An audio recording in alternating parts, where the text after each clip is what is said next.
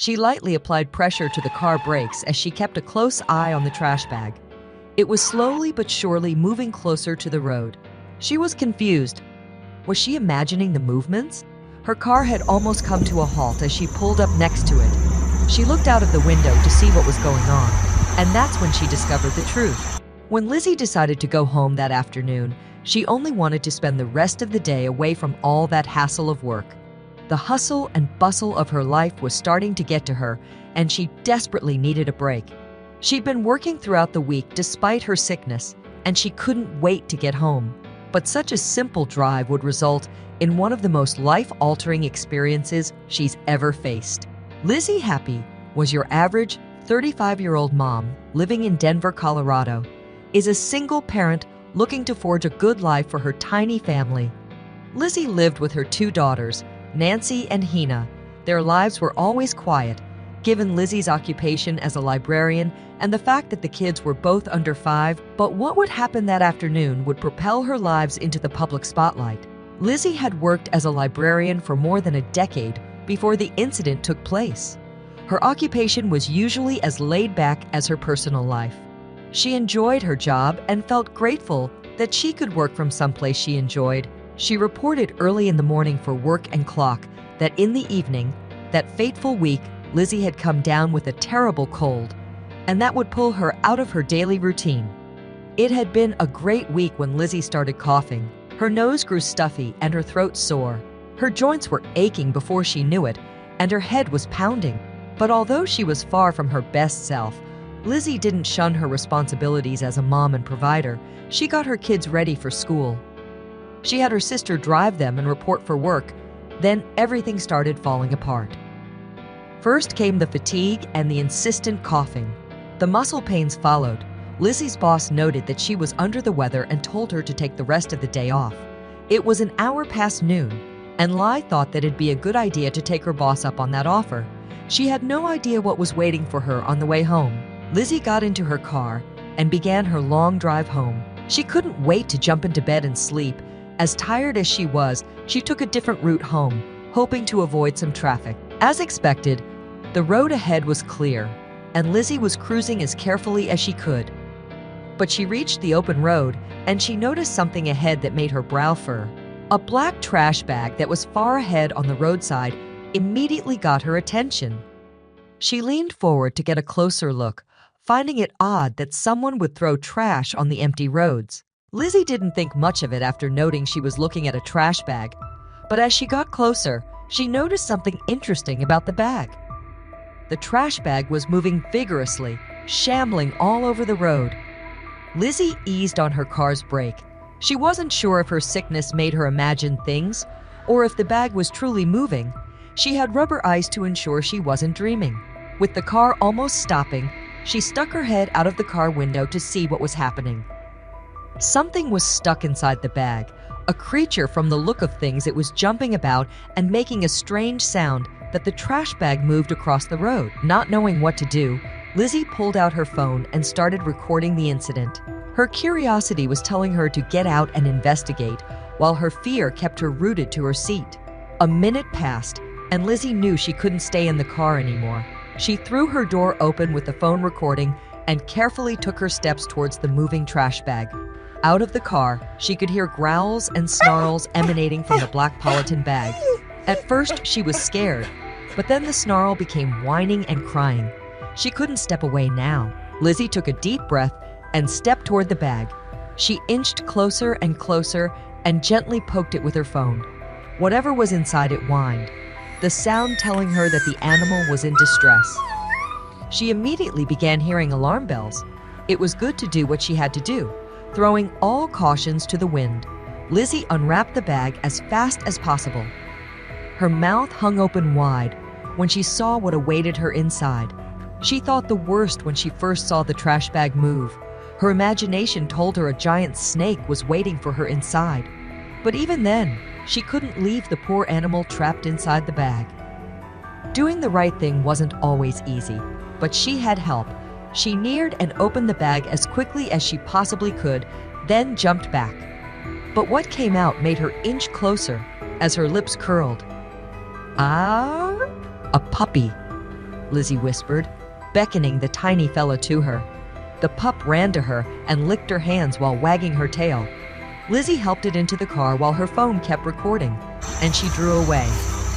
She sent out a notice on her social media about the dog as soon as she got home. As an animal lover, she couldn't imagine someone doing something like this that the puppy had to call her on.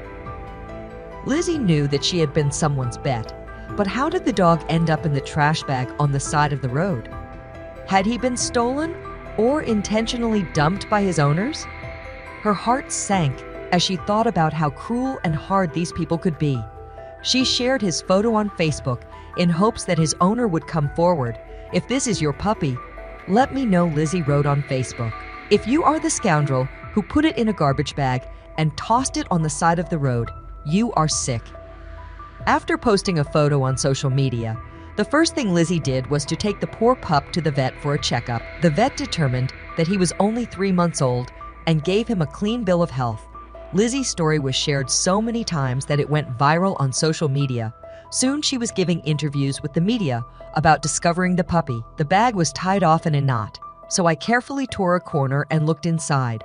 She told Adodu it was a puppy, and he sure was glad to see me. "As soon as I opened it up, he saw light and just started wagging his tail. He knew he was okay. I couldn't believe it." Even though her story had gone viral, nobody came forward to claim their puppy. Lizzie wasn't too surprised, but it only confirmed her worst fears.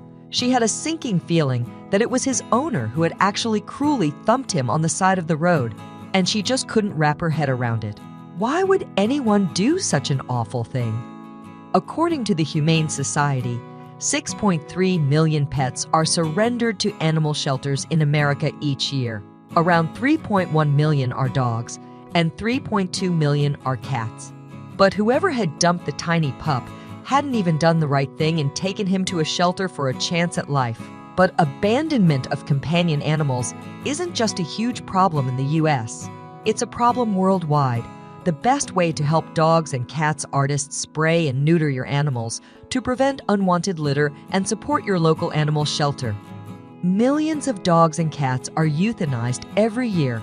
Spraying and neutering as many pets as possible will ease the overpopulation problem. If you want a pet, don't support animal breeders. Instead, adopt a dog or cat from a shelter. A month passed without anyone claiming the puppy. Lizzie and her daughters had already incorporated him into their family.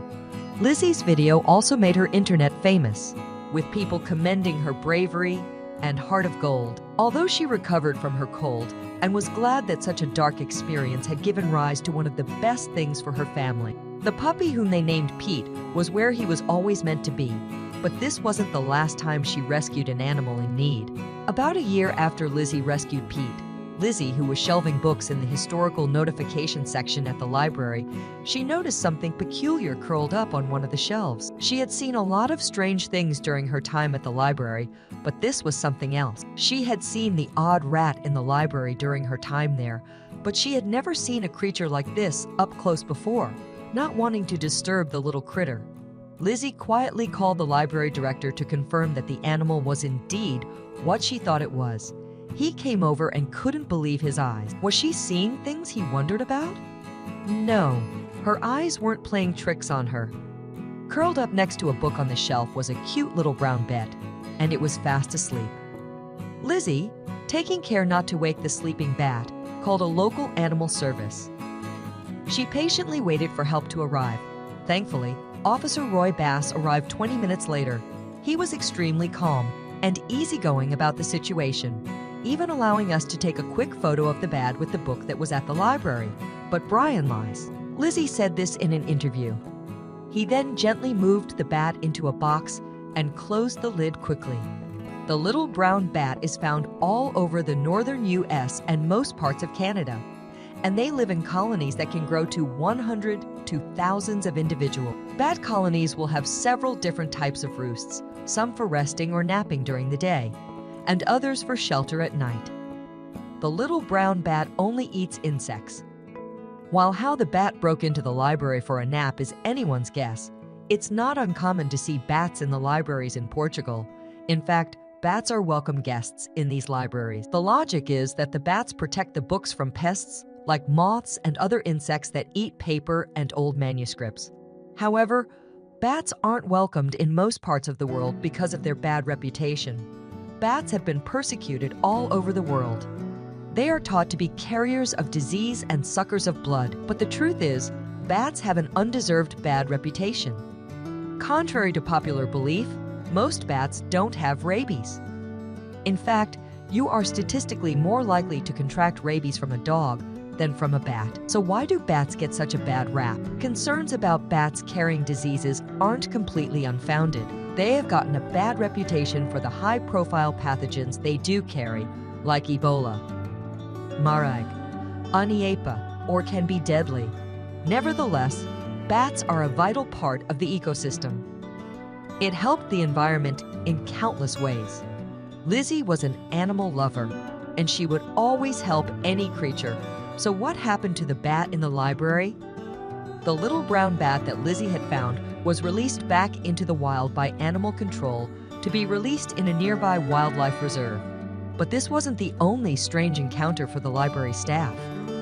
Because the library was near a wildlife reserve, they found squirrels in the storytime room and stray cats among the stacks. Whether you encounter a domestic or wild animal in distress, you should always try to help it if it's safe to do so.